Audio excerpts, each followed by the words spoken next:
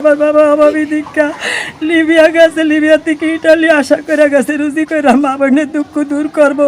বাবা দালালের চক্র হইরা আমার বাবারে দালালেরা কি করছে জানি না। আমার বাবাই দালালের হইরা না, আমার বাবাই 15 লক্ষ টাকা দাবি করে, আমি দিতে পারি নাই। যে 18 দিন আটকানো রাইতে হলে অনুরোধ করে আমার ভাইয়ের ঠান্ডা সবাই ভিক্ষা দেন, আমরা সবাই ঠান্ডা ভিক্ষা দেন আমার ভাইয়ের, আল্লাহর রাস্তায় আমার ভাইয়ের ঠান্ডা ভিক্ষা দেন। আমার ভাই 25 বছরকার বিধবা, আমার বড় ছেলে, আমার 2টা মাইও বিধবা।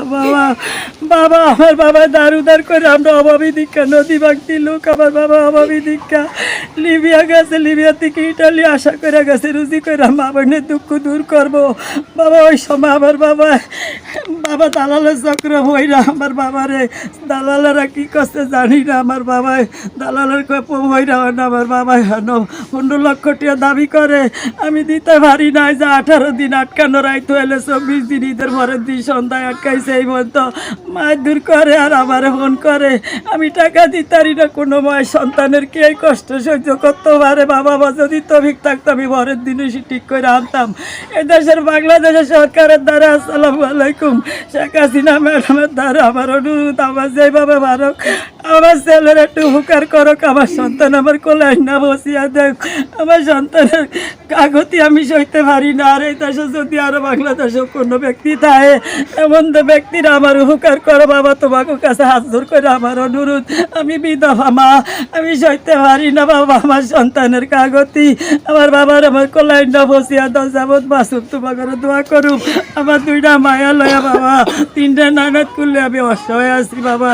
আমি কোনো সরকারে টাকা মিলাইতে পারি না বাবা, আমি কোনো সরকার। দালালেরা কখন ফোন দিছে? কখন দালালেরা ফোন দিয়ে কি বলে? দালালেরা ফোন দেয় সকালে, ফোন দেয় 6টা, 6:30, 7টায়, সন্ধ্যায় ফোন দেয় 5টায়, 3টায়। আপনার ছেলেকে মারধর করতেছে নাকি?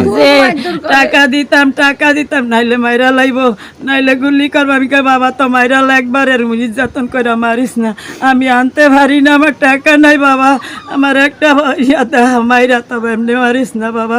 আজ 18 দিন মারতে আছে বাবা, আমি সহ্য করতে কোনো খাওয়া টাওয়া দিছি নি পর্যন্ত? না, কইতে পারি না। কয় আমি 2 ভাত খাইতাম, এটা কইলে আরো মারধর বেশি করে। আপনাদের বাড়ি কোথায়? আমার বাড়ি বহইরা, চাঁদপুর জেলার লক্ষ্মীপুর ইউনিয়নের চাঁদপুর যে বহরিয়া। কি বাড়ি আপনাদের? বহরা আমার শেখ বাড়ি। আমি গাঙ্গের ভাত নায়ক বাড়ি করছি এখানে। 1 বিড়ি জায়গা আর কদ্দুর ঘর আছে বেসলে আমার 15 লাখ টাকা হয় না, 4 ভাগের 1 ভাগ হয় না। আপনার ছেলে সন্তান কয়জন?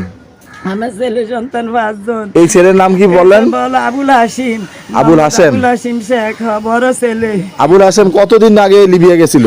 গিয়েছে মনে ভরাই যা 1.5 বছর আগে।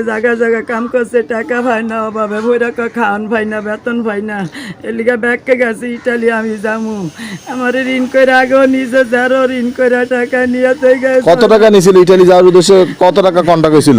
কন্টাক্ট হয়েছে ইটালি যাওয়ার উদ্দেশ্য মনে হয়েছে 3 লাখ টাকা ভরা। আবারও নিচে এই রুমে বইয়া নিচে কইছে দিতাম 1 লাখ টাকা, আবার কইছে দিতাম 10,000 টাকা, অনেক টাকা। এখন আরো 15 লাখ টাকা চাই। 15 লাখ টাকা। তো সুপ্রিয় দর্শক মণ্ডলী, দেখতে পাচ্ছেন ইটালি যাওয়ার উদ্দেশ্যে রওনা হয়েছিল লিবিয়া থেকে, এমনকি বন্দিশালে আবদ্ধ হয়ে প্রচন্ড মারধরের শিকার হয়েছে।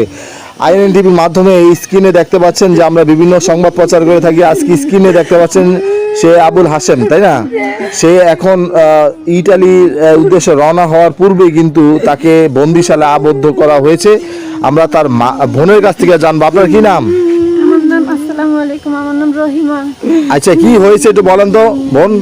আমার ভাই ইটালি গেছে, ইটালি যাওয়ার পথে লিবিয়া গেছিল। জি, লিবিয়া গেছে। লিবিয়ার সামনে আমার ভাই কাজ করতেছে, লাস্টে যে দালালের কাছে, যে দালালে কইছে তোর আমি ইটালি ভাড়াটাম, এটা কইয়া নিয়ে আমার বাইরে গাড়ি তুলে বিক্রি করে লাইছে। 4 মাস বন্দি করে রাখছে। কোন জায়গায় আটকে রাখছে জানেন নাকি আপনারা? এটা কোথায় রাখছে আমরা বলতে পারি না।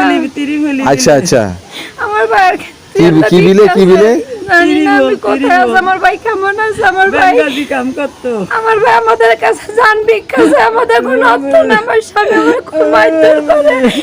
আমার যতদিন টাকা আমার বাইরে দিয়েছি বই লাগাছে, আমার ঘর কিনা দিব, আমার পাতলের মাটি নাই, আমি উচ্চ গ্রামে ভাড়া থাকি।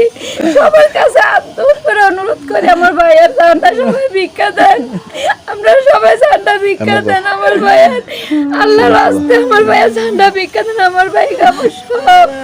আর একটা জীব আমার বিধবা একটা নাতি লয়ে যাবা। সুপ্রিয় দর্শক মণ্ডলী, আসলে আমরা সবসময় এরকম বরাবরই আপনাদের সামনে হাজির হয়ে থাকি আইএনএন টিভির মাধ্যমে। দেশ বিদেশে যে যেখান থেকে আমাদের সাথে আছেন যুক্ত সকলে এই স্ক্রিনে যে ছবিটা দেখতে পাচ্ছেন এই ভিডিওটি প্লে করবেন, এমনকি সকলে ভিডিওটি শেয়ার করবেন।